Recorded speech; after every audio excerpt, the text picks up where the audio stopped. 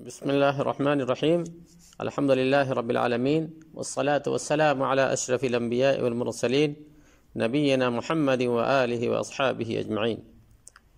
عزیز ساتھیو، پیارے دوستو، آج ہم توحید کے سبق میں کچھ گمراہ فرقوں کے بارے میں آپ کے سامنے معلومات لانے والے ہیں، جس کا ہیڈنگ کتاب میں ہے نماذج من الفرق الضالہ، نماذج من الفرق الضالہ، یعنی گمراہ فرقوں کی چند مثالیں، ان کے چند نمونے۔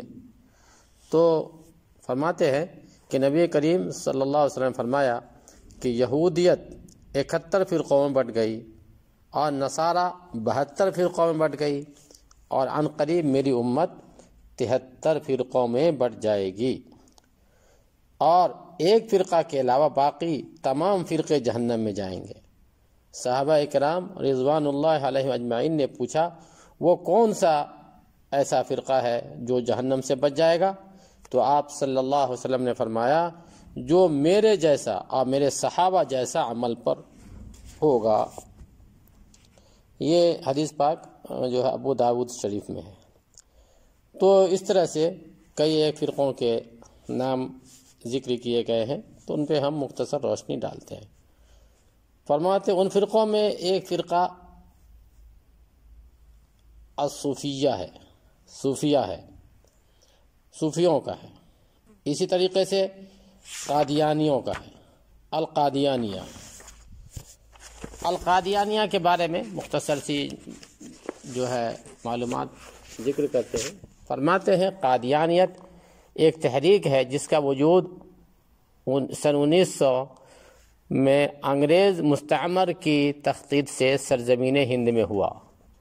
اس کا ہدف اور مقصد مسلمانوں کو ان کے دین سے دور کرنا اور خاص کر جہاد جیسے عظیم فریضہ سے انہیں معطل اور کنارہ کشی کرنا تھا، تاکہ اسلام کے نام پر انگریزوں سے مقابلہ سامنا نہ کریں، مسلمان جو ہے انگریزوں سے مقابلہ سامنا نہ کریں۔ اس تحریک کا بانی اور مؤسس مرزا غلام احمد قادیانی ہے۔ جس خاندان سے اس کا تعلق ہے وہ دین و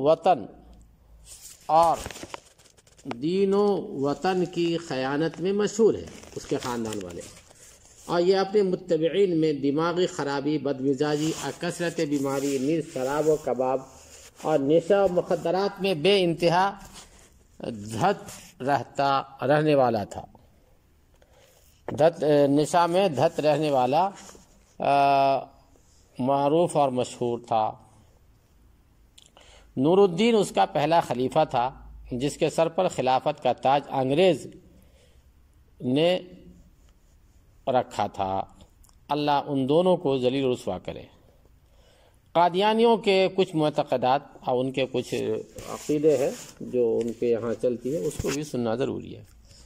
اس میں فرماتے ہیں نمبر 1، یہ اعتقاد رکھتے ہیں کہ مرزا غلام محمد قادیانی مسیح موعود ہے۔ نمبر 2، ان کا اعتقاد ہے کہ اللہ تعالیٰ روزہ رکھتا، نماز پڑھتا، سوتا اور بیدار ہوتا ہے، لکھتا ہے اور دستخط کرتا ہے، اور اس سے خطا بھی سرزد ہوتی ہے، نعوذ باللہ، اللہ سے خطا بھی سرزد ہوتی ہے ان کے حساب سے، اور وہ جماع اور مواشت بھی کرتا ہے۔ تعالی اللہ عما یقولون علوا کبیرا، اللہ تعالیٰ ان تمام بہتانوں، جھوٹ، مکر سے بہت بلند و بالا ہے۔ نمبر 3، قادیانی مرزا غلام احمد قادیانی کا اعتقاد ہے کہ اس کا الہ یعنی اللہ انگریز ہے، کیونکہ وہ اس سے انگریزی میں مخاطب ہوتا ہے۔ قادیانیوں کا اعتقاد ہے کہ سیدنا جبرائیل علیہ السلام مرزا غلام احمد کے پاس آتے ہیں اور اس کی جانب وحی کرتے ہیں، اور اس کے الہامات قرآن کی طرح ہے، نعوذ باللہ نعوذ باللہ۔ نمبر 5، عقیدہ جہاد کو ختم کر دیا اور اندھی اطاعت واجب کر دی، انگریز حکومت کے لیے اندھی اطاعت واجب کر دی، کیونکہ یہ حکومت اسی کے گمان کے مطابق قرآن کے نص کے اعتبار سے ولی الامر ہے، یعنی حکومت کا حق اسی کو ہے، اس لیے اس کی اطاعت پر جو ہے اس نے لوگوں کو ابھارا۔ نمبر 6، تمام مسلمان کافر ہیں یہاں تک کہ وہ قادیانیت میں داخل ہو جائیں۔ تمام مسلمان کافر ہیں یہاں تک کہ وہ قادیانیت میں داخل ہو جائیں، اور ایسے ہی جس نے غیر قادیانیوں میں شادی کسی کی یا خود شادی کی تو وہ بھی کافر ہے۔ نمبر 7، قادیانی شراب، افیون، چرس اور مخدرات اور دیگر مسکرات اور نشہ آور چیزوں کو مباح قرار دیتے ہیں۔ نمبر 8، قادیانی یہ عقیدہ رکھتے ہیں کہ نبوت محمد صلی اللہ علیہ وسلم پہ ختم نہیں ہوئی بلکہ یہ جاری و ساری ہے، اللہ تعالی حسب ضرورت رسولوں کو بھیجتا رہتا ہے، اور مرزا غلام احمد تمام نبیوں میں سب سے افضل نبی ہے، لعنت اللہ علی مرزا غلام احمد قادیانی۔